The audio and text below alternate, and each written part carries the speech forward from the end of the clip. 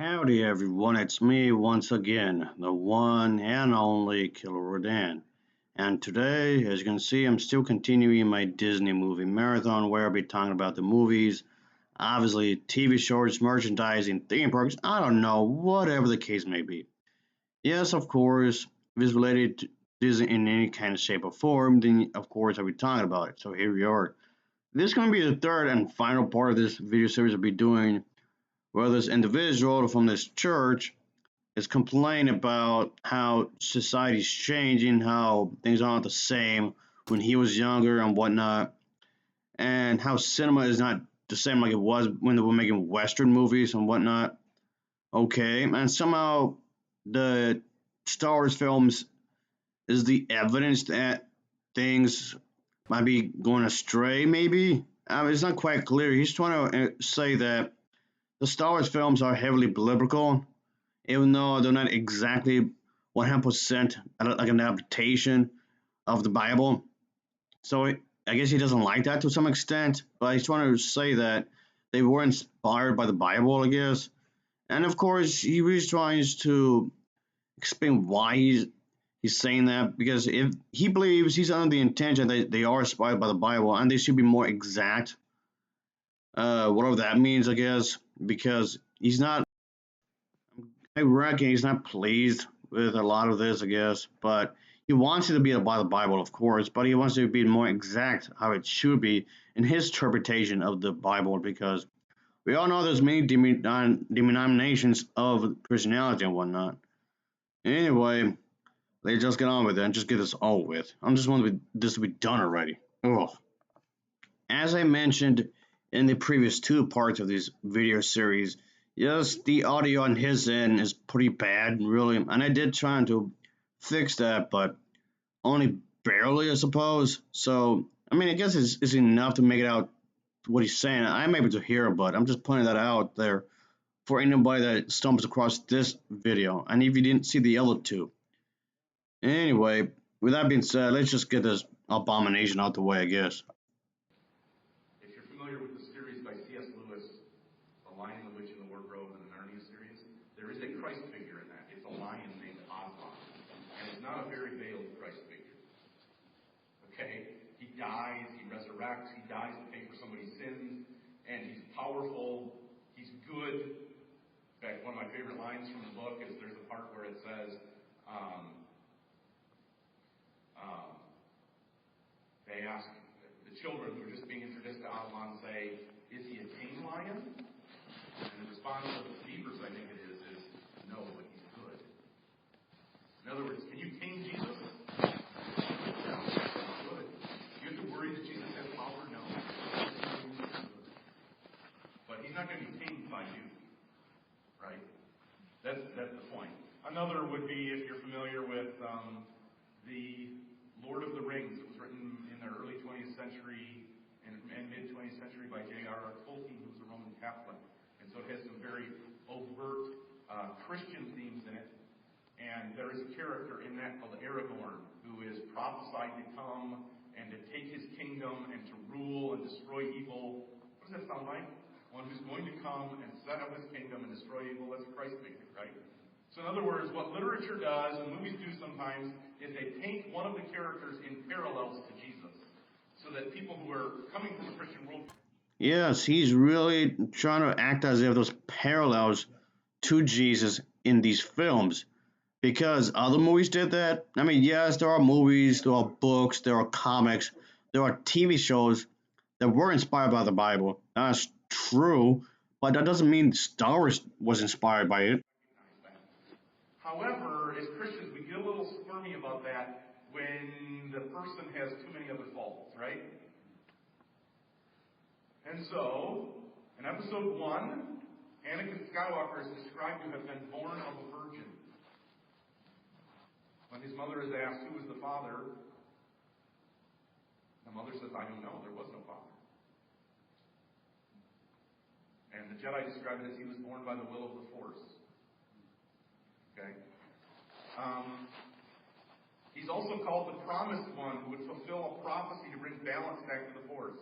Let me note that, though, too. That's a very Eastern theme, and that is a balance. You ever seen the yin yang symbol? Black and white symbol with two paisleys. I don't know how to describe them. And one of them's black, one's white. In the black symbol, there's a white dot in the wide part of the paisley, and on the white symbol, there's a black dot. If I said that right, black one is a white dot, the white one is a black dot. That's very symbolic of Buddhist philosophy. The world must be in balance. If there's too much evil, the world's out of balance. If there's too much good, the world's out of balance. There must always be balance. And not only that, everything that's good has a little evil in it, and everything that's bad has a little good in it. Nothing's purely evil, nothing's purely good. That is contrary to biblical philosophy, biblical teaching. Does the one true living God have any evil? All right? Does God tempt anyone? It's not possible for God to be tempted with evil, neither tempteth he any man, right? He's only good. There's not a little evil in him. And would you be really concerned about things being out of balance if God became too much in control of the universe and Satan was defeated? Would that really bother you? No, not at all. See, in the biblical worldview, the end is that God will reign and Satan will be put down and everything will be made right. That's the biblical worldview. Of course, there's that struggle between Satan and God. That's like the main thing here, folks, of course. And that somehow links up to Jesus being in these movies, somehow, or at least being inspired by Jesus, to be more exact here. Because, I don't know. And that's the thing I don't understand, really, is that, okay, first of all, I don't see the connections here. Another thing is that if God is all powerful, why doesn't he just kill Satan right then and then? He did seem to have a problem with Flynn the Ward. He did that pretty easily. And then the whole thing with the firstborn, that was done pretty fast, but he can't kill Satan? Okay. Okay, but the Buddhist worldview doesn't view evil as bad, it views it as another force in the universe. And so it's just, you have too much of this or that, and it puts things out of balance. So they talk about this balance all the time. But the funny thing is that in trying to seek balance, they're trying to destroy the Sith, or the bad guys. So it doesn't really make sense. And then what happens in episode 6, he self-sacrificially gives his life to rescue his son from death. And then at the end of episode 6, he resurrects as a force ghost. He's this blue ghost guy at the end of the movie. Okay, he's a Christ figure. Now, the reason I say people get confused, concerned about this is because it'd be one thing to have a Christ figure, but have a Christ figure who also ends up in hell and is a picture of the devil is where people start to go, that kind of crosses the line. Philosophically, that I'm not comfortable with that, right? Okay, so what should be a biblical response? First, I think, based on Lucas's own background and words, he thinks he is reflecting the biblical story. I don't think he's trying to destroy Christianity. He thinks he himself is some kind of Christian. That doesn't mean what he's doing is a good idea. There is a legitimate use of Christ figure in literature, but I think Lucas goes beyond what's appropriate. And here's why. Colossians 1. Who is the image of the invisible God, the firstborn of every creature? For by him were all things created that are in heaven and that are in earth, visible and invisible, whether they be thrones or dominions or principalities or powers. All things were created by him and for him. So what do we see here? If you're going to say something about this one who's holding every molecule together, you better be careful what you say. Second, for God so loved the world that he gave his only begotten. You know what the Greek word translated only begotten means? One of a kind. There's nobody else like him. So we need to be careful what comparisons we make. Now we accept comparisons. Anytime somebody calls you a Christian, they're saying you're a little Christ. And we consider that appropriate, right? Oh Christ! Whoever recorded the audio in this should be fired. If that was the job, that is. And also the fact that I can hear the like little mic or something being hit against his or her clothing consistently throughout this thing. But anyway, yes, it keeps going on the fact that Satan is doing some bad at some point. Heck, he's why like there's a lot of struggles in the war or whatever. Which again, like I was saying a moment ago, that doesn't make any sense whatsoever because if Satan is that much of a problem, why doesn't he just stop him? Why doesn't he just kill him like right this second? What is he waiting for? And God himself is willing to do so much killing. God himself does so much murder in the Bible, and he done so much punishment for those sinners. Yet somehow he can't bring himself to punish Satan. So how exactly does that work out exactly? There's like no explanation. I mean, he's trying to explain some stuff, sure, but it still doesn't make any sense really. Okay, a threshing sledge is a big piece of wood that you drive sharp pieces of stone through, and you use it to thresh your wheat, and you have an animal pull it. So he laid the warriors down and dragged this across them to execute. That's pretty brutal. Okay, the Bible describes these things. Sometimes it describes them in detail. However, when the Bible describes an objectionable element, it doesn't do so gratuitously. So that's one element we need to consider. Use something gratuitous.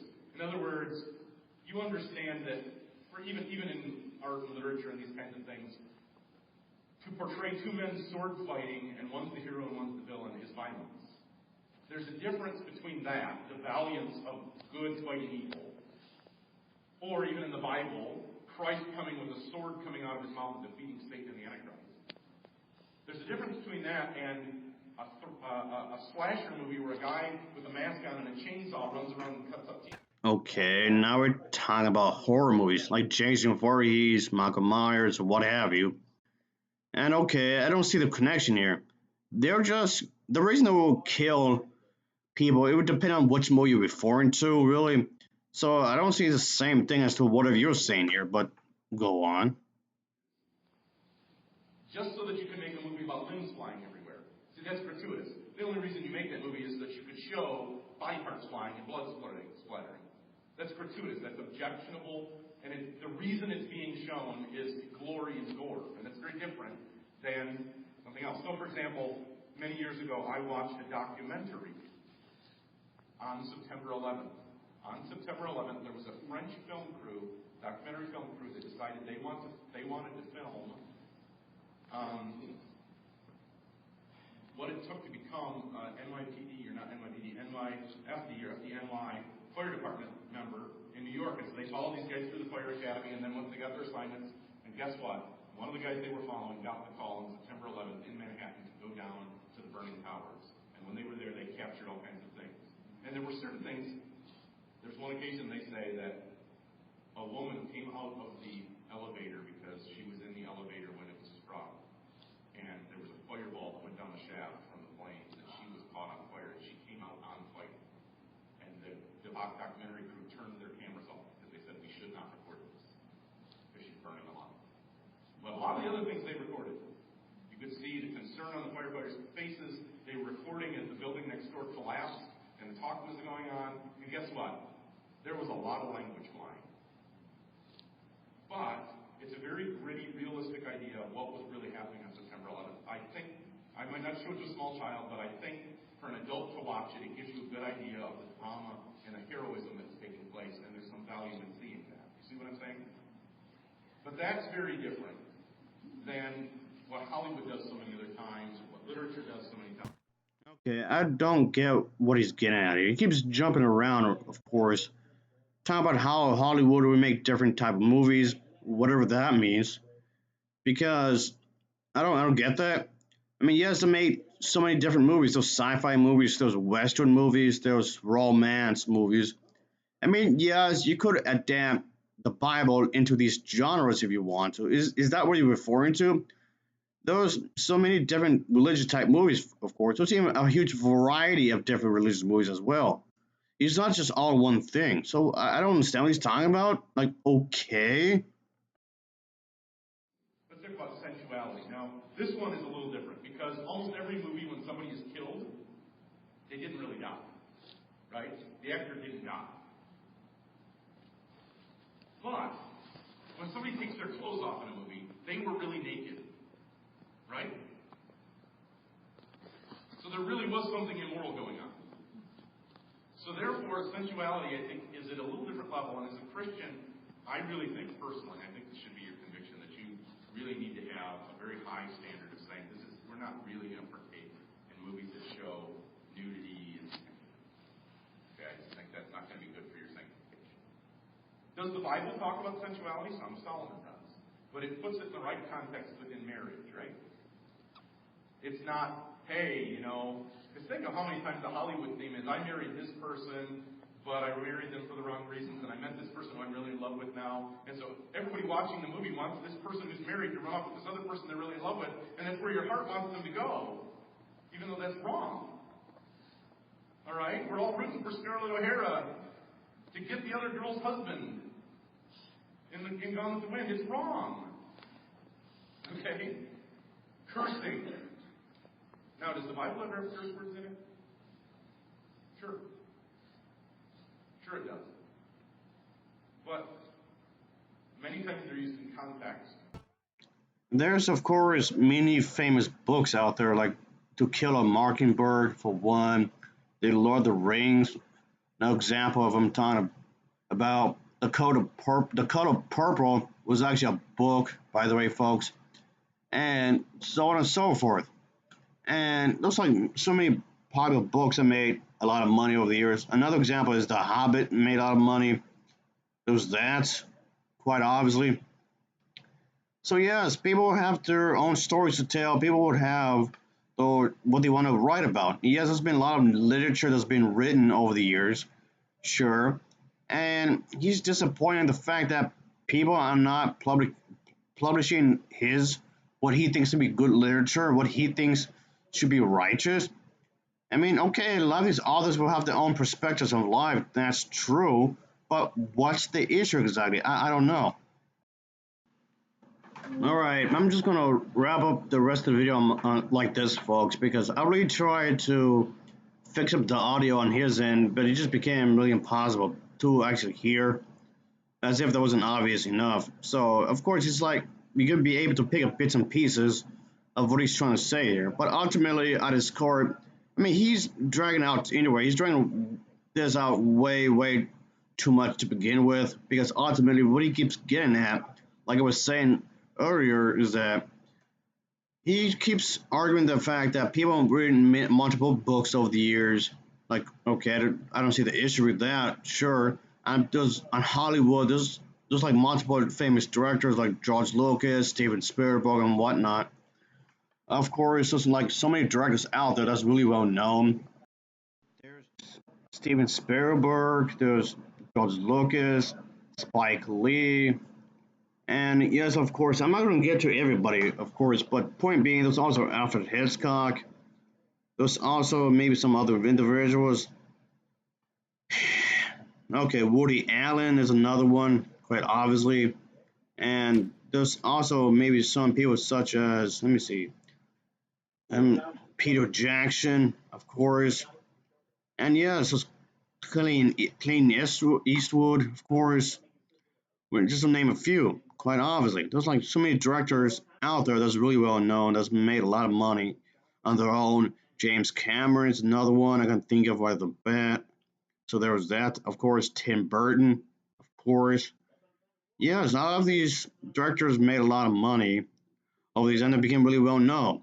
And yes, of course, all these directors going to have their own perspectives on life. They're going to have their own point of view. They're going to have their own perspectives on what they think is right and what they think is wrong. Of, of course, just like I said about the whole authors, of course. And yes, there was the director who made the Kill Bill movies. There was also the director who made the Godfather movies. Just to name a couple more, just throwing in the list here. So there's, of course, Christopher Nolan, who is known for making the Batman movies quite clearly. So there's that as well. I'm just confused here. I mean, yes, of course, these individuals may not agree on everything. These individuals are going to have their own opinion, going to have their own way of thinking. Same with George Lucas, of course. And yes, George Lucas, yes, he of course he will use a lot of real life events placed in the Star Wars. Of course, that's going to happen. Of course. Oh yeah, there's another one, David Lynch. David Lynch is a pretty good director as well. When you think about it, David Lynch is a pretty good one, of course.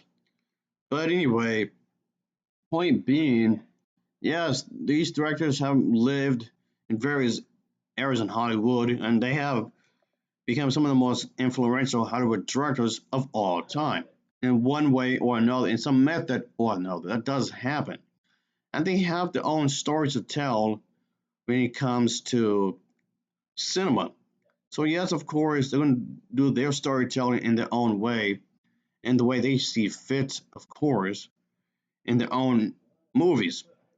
But regardless of all that, they still make movies that made a lot of money. Yes, they made a lot of movies that are really well known and still live to its very day. I mean, Hitchcock is definitely one of the most well known directors ever, of course.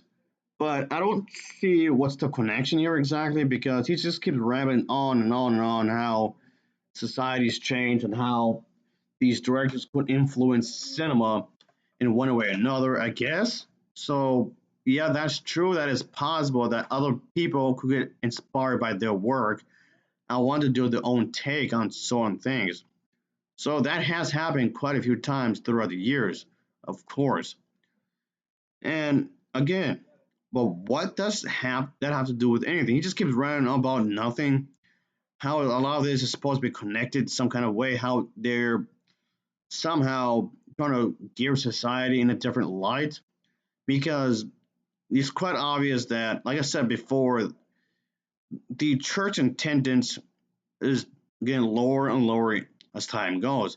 And many people out there are becoming less involved with the church. A lot of people are becoming atheists, of course. And yes, there's a lot of atheist celebrities out there. There's a lot of atheist celebrities, whether they're comedians, actors, book writers, songwriters, you name it. There's many atheists that's in the industry in one way or another. I could even argue that they were even in TV shows as well. So okay, but ultimately, he's acting as if that this is like literally everything is connected in some kind of fashion, which he does like a terrible job explaining everything and whatnot. So yeah, this is something I just want to cover because he does give me an excuse to talk about Star Wars, which eventually I would have done anyway, because talking about Star Wars and a Disney thing, it just seems like you have to do it in some ways because Disney bought the rights to Star Wars. I figured I just might as well start my Disney movie marathon up again with Star Wars for the obvious reasons. So it just seems like kind of weird if I didn't do that to some extent, I guess. So there's that. But anyway, whether I like these movies, whether I think certain entries are better than others, whether I think certain entries of the series is bad or not, or good or not, or somewhere in the middle, that's missing the point here. Because this individual is intentionally misrepresenting the movies. And while yes, it's true that when it comes to the Force, it's rather vague about it. It's rather really vague about this whole thing on how this Force really, of course, works. And I didn't mind that aspect of it. I like the fact it's a bit mysterious and whatnot. I think that adds to the charm. And yes, I do believe that explaining certain things kind of ruin it. You can't ruin what makes it special. I don't know. Maybe just me then. I mean, you can always drop hints at certain things, of course. That's fine. You can drop certain hints when it comes to this kind of thing. Have a moral code. And this individual, he's acting as if that the absolutely only way you could have a moral code if you believe in Jesus, if you believe in God. And that's a flat out lie. That doesn't make any sense. You don't have to be a good Christian to be a good person. You can be an atheist and be a good person. You don't necessarily have to be religious to be a good person. Acting as if this is the absolutely only way to live your life, that in itself sounds like communism. That's communist talk when you think about it. And I will not tolerate communism, of course. That's a really bad way to live, of course. And yes, I'm bringing politics into this because whether people want to accept this or not, Star Wars always has politics in it, ever since the very beginning. That's like another thing right there. There's like a whole other topic there. Where a lot of people don't accept the fact that politics do exist in Star Wars. And it's just never understood as to why a lot of people are acting as if Star Wars has become political all of a sudden because of Disney, which of course is a lie. All right, I really don't want to get drag on too much on that because that's like a whole other shebang here. really when you think about it. But personally speaking, I don't mind if these movies go into politics, of course. You just have to make sure it's interesting in some ways, of course. But anyway, it's quite obvious that these movies were not inspired by the Bible.